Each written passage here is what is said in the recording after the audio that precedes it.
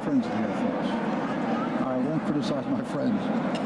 But the superior, their PSYOPs, I will criticize. Why do they do this? It's beyond my comprehension. They don't have to do this. The people want to know the truth. The young kids want to know the truth. Give them the truth.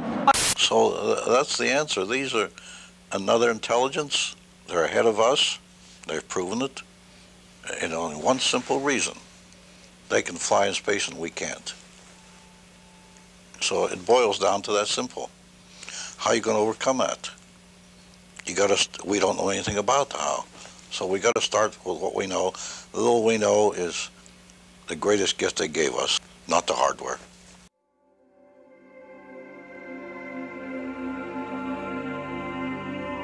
I wasn't at Roswell in 47. 47, I just come back from Italy. I'd been chief of security intelligence in Rome. And in the intelligence business, I was trained really by the British. I was an MI-19. So when I came back, I went to Fort Riley, Kansas. I was stationed there. It was the veterinarian post and we still had horses. And I was instructor at the intelligence school, and we had an aggressor force So one night, I was post-duty officer. Post-duty officer means that I was in control. For that night, I was the one that checked all the guards, checked all security areas. In fact, checked the whole post. I was the duty officer that night. And I went to the veterinarian section, and a sergeant I knew very well was sergeant of the guard that night. I told him, Sarge, how's everything around here? And he said, fine, sir. I told him, they told me to be careful to watch this area because you have a sense of something sensitive here. He said, you want to see it, sir? I told him, yeah, let's go look. And I knew this sergeant he was a master sergeant. I went back, and there was 5 crates there, like 5 or 6, I think it was 5. I lifted one up, and here's this body there and floating in fluid. And I looked at it about 10, 15 seconds, not much more than that. So I put it back down and I said, Sarge, come on, get out of here now. I don't want to get you in trouble. Because I'm the duty officer, I can go around, walk around here. But you might get in trouble for coming back. Just come on, let's go. Come out with me. So we went out, and I told him, where did it come from, Sarge? He said, well, 5 trucks are coming through here from an airfield in New Mexico, and they're heading for Wright-Patterson Air Force. Now, in those days, there weren't all these big roads now. In those days, Route 40 was about the only cross-country route, and the route that they took was Route 40, going through Fort Riley, Kansas, and then up to Wright-Patterson Air Force. And I said, well, stay away from her, Sergeant. I don't want you to get in any trouble. I told him I can walk around and see. So, and I started to figure, what was that? First, I thought it was a child, because it was small. Then I looked at this head and all, right away, and this was only happened in a matter of seconds. Then I put the end back down, and the head was different, the arms were spindly, the body it was gray. So right at that moment, I figured, I don't know what this thing is. So like in the intelligence business, I just better put it in the back of my head here and wait till maybe in the future I get corroboration so I can evaluate what it is. So I promptly forgot about it. 10 years later, I was down there, commanded the range in New Mexico, in White Sands, the Army missile firing range, in northern, right near Trinity site, my headquarters was. So my own radars start picking up items going 3,000 to 4,000 miles an hour in this area. I had pencil beam radars which locked on the target. And the boys told me at about 3,000 or 4,000 miles an hour, quick acceleration, they break the lock.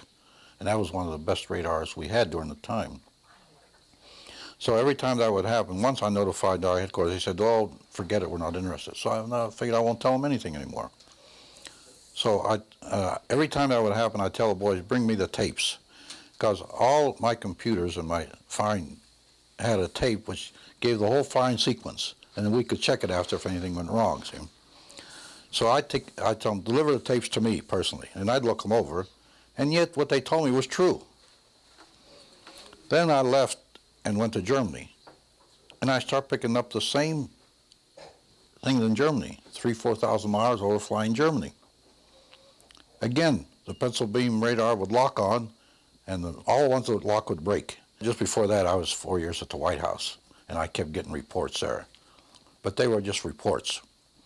I mean, and they weren't actually cast in any sense that you put them in a file and keep them all together. They just were sporadic reports that came through. Of course, I had all the clearances, so I'd get them. Even code reports I used to get and all. And I did get one time a report that NSA was getting signals from space, which were not just space noise or or unscrambled or something you couldn't read.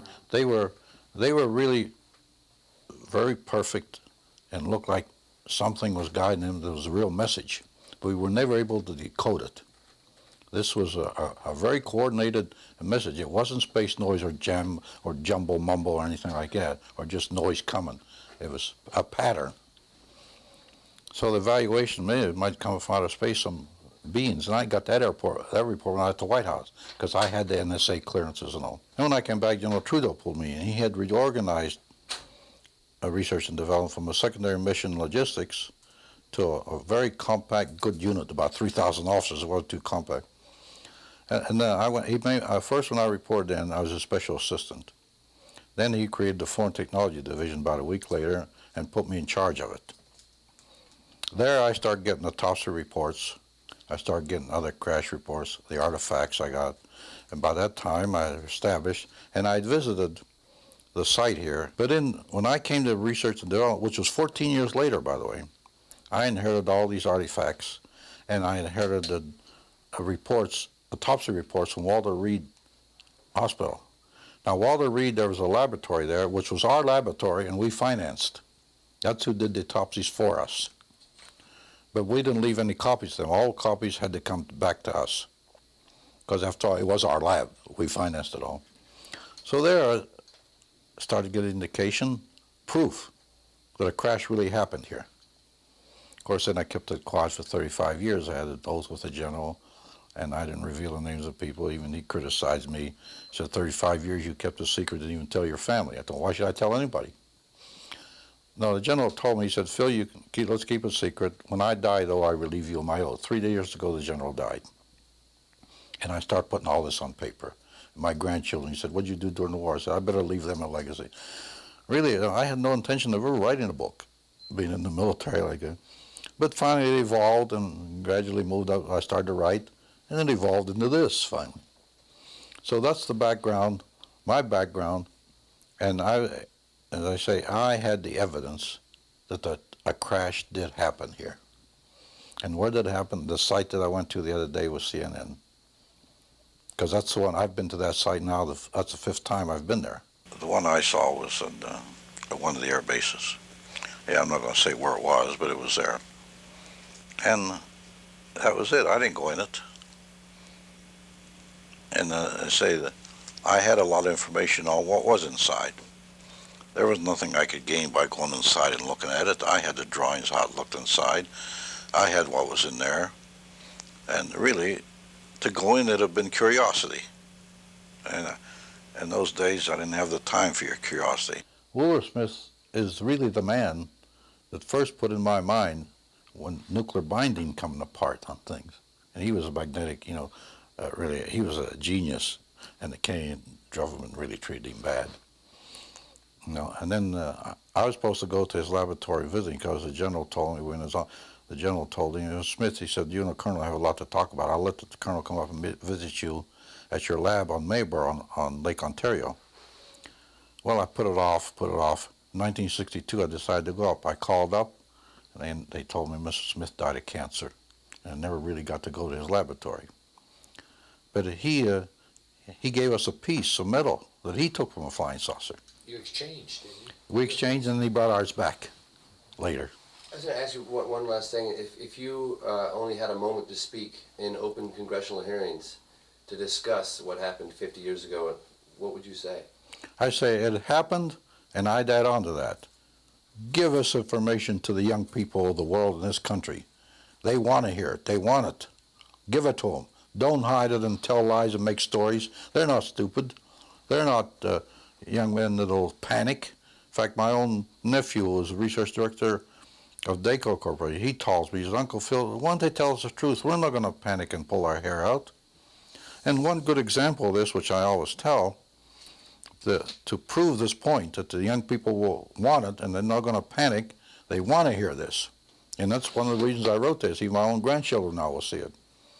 And I always prove it this way. I commanded a battalion of 1,500 men, combat battalion. Average age of my soldiers was 19 and a half years old. I told my exec one day, my God, Maine, we're sending babies into battle. And these kids, they fought the greatest armies in the world. They didn't run, they didn't panic. They stood there and fought. And why do you think they'll panic? They wanted this information. They deserve it.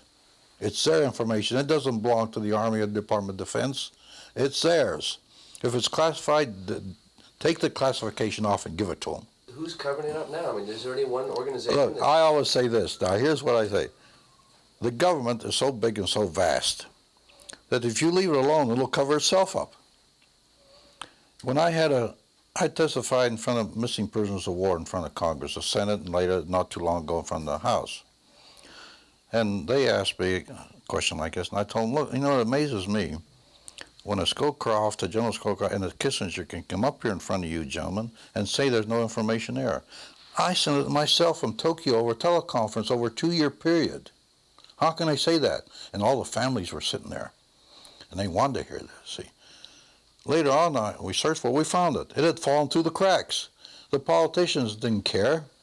They want their own little bailiwick, their own little ego, and do their own little job and get in the newspapers. If a prisoner of war missing from families, they don't care. And I brought this out when I testified. And the cover-up happens like that sometimes with nobody doing anything. It'll cover itself up and fall through the cracks, as I put it. And we never trusted CIA because in my day, Stalin gave orders to get to this information that came out of Roswell to some of his top scientists and agents. That order went out. And we knew that in the special intelligence that I was in the Pentagon, which was very closely held. KGB trying to penetrate that, but they never did. And we knew that Stalin, they send agents out all over this area here to try to get information on Roswell. And yet we stood back like fools and said it didn't exist. It was a weather balloon. They didn't think it was a weather balloon. Countries in Europe are taking this very serious. They're not like us here. They're not going to put out stories that their dummies came out of the air or people with big heads. Those people are a little more serious about this than we are. But around here, I'm even surprised to see the reaction from these people. Because somebody like me has never been out like this, you know, and after being in the military, you don't go out and give interviews and write books and things like that. Because when we gave the information out, we gave it out and insisted they take the patents. But also we put a little bit of a requirement on there. Requirement, feed it back to us for the competitive edge of the Army. Take the patents, make all the money you want, but give it to the American people and give it to the world. The Japanese, they interviewed me, and I told them when we put the integrated circuit out, we also gave it to you. I've testified in front of 6 congressional committees. If they want me to, providing it's serious, and they're not going to put it in the archives and just put it away.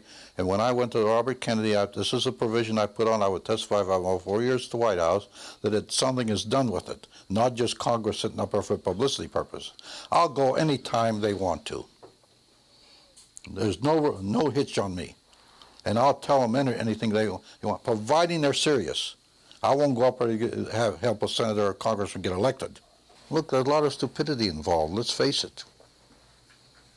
Maybe mine was a little stupidity. I kept this quiet so long, but I had an oath with the general that I wasn't going to talk till he died 3 years ago.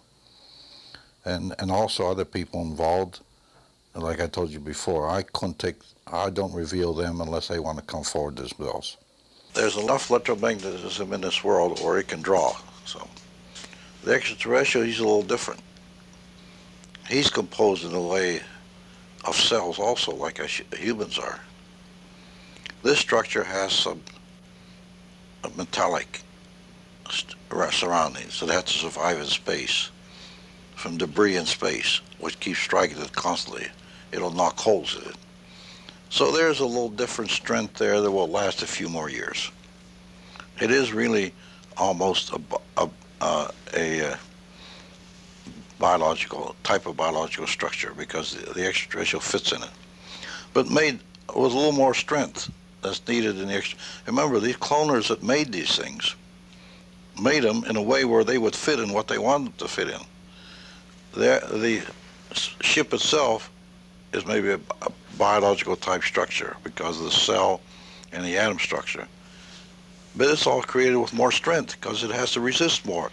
This being is protected in a way. Now when this being comes in this world, he will wear a suit, skin-tight suit, which we found. His skin is atomically aligned, and his suit is atomically aligned. That's to repel radiation and harmful effects, even cosmic action. Since he doesn't breathe air, the ones that come alive in this world will have a type of helmet on them. And since he doesn't speak, he has no vocal cords, he will have something that intensifies that transmission, that he maybe can communicate. Well, the body, the head really wasn't that big, but in portions of the body, a small body, it looked big. And the eyes, there was no nose or anything like that. It had spindly legs. So that was about it because I didn't have any autopsies. And I just put it off because I figured, well, maybe someday I'll get corroboration and be able to evaluate. Later, I got my hands on the autopsy report in 1961 when I took charge of the Foreign Technology Division from Walter Reed Hospital, our own laboratory. So there I start putting it all together. What did you read in the autopsy reports?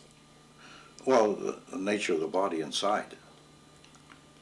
Because before that I never knew that. They did an autopsy and they cut it open, all the brain and all, and the brain was different, and most of the body was different. But no nose, no mouth, no ears, no vocal cords, no digestive system, no sex organs. So then we came to the conclusion that it was a humanoid clone. So that's, and as I say, when I saw the body, there was nothing else to go on. Later on, though, I got the autopsy reports that experts had done, our own experts. Discretion part of valor, we just kept it to ourselves. Only certain people know about it, head to head, brain to brain, no paper trail. And we were able to accomplish something. Now, discussions with the German scientists, we had discussions. General Trudeau told me one day, it took us 5 years to fully develop a transistor that somebody else started, and the integrated circuit. If we didn't have the help, like Obert says, that we've been helped, and Smith said, the boys upstairs, it would have taken us 250 years. The message in my book that I like to see is that the younger generation look at this and see what we did and see the help we got from outer space, and these beings exist. And let the young people know that that's the future that they're going to be seeing and live with. And you got a good example. Mitchell already confirmed a lot of this. That's what I think the message of the book is, and what I like to see it do. Let the young people, we're old, we're going to be gone. Let those young people, they need this help. They're going to be the ones that carry it on. It's been right, only through our stupidity we didn't do it right. Now it's coming out, and look how it's snowballing. The general public is not stupid or dumb. They can recognize a lie or the truth. Give them the truth. I'm trying to tell the younger people, this is it. Not people like me, I'm 82 years old, what's it going to make to me? But these three, my little grandchildren, they got to know this. They're going to be living this in the future. Let them know how it started, where the seed came from. Intentional or unintentional doesn't matter. It came, that's all. Whether they gave it to us or not is not important. We got it, we had it. Whether they gave it to us intentionally or it was a mistake or something, that doesn't matter. We didn't really operate as a family unit, being open about our feelings. Everything was kept a secret, and so that was carried on, even my mother, and so it affected us as human beings, and when I graduated school, it was very difficult to interact with people because I felt that there